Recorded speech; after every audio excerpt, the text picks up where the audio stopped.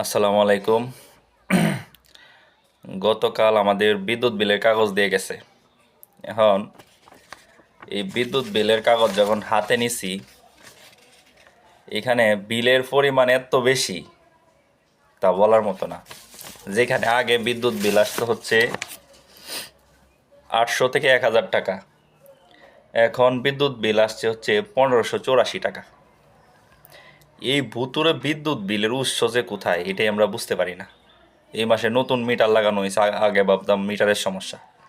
সারাদিন কারেন্ট নাই, বিদ্যুৎ থাকে না, তো এখানে বিল আবার ঠিকই আছে, বিল আবার বেশি আসতেছে। এটা কেন আসতেছে বুঝি না। যেই সময় সারাদিনই বিদ্যুৎ থাকতো, আমরা সারাদিনই ব্যবহার করতাম, তখন আসতো হচ্ছে 800 টাকা বা 1000 টাকা সর্বোচ্চ। কিন্তু এখন 1584 টাকা। বাকি টাকাগুলা কোথার থেকে আসতেছে তা বুঝতে পারতাছি না।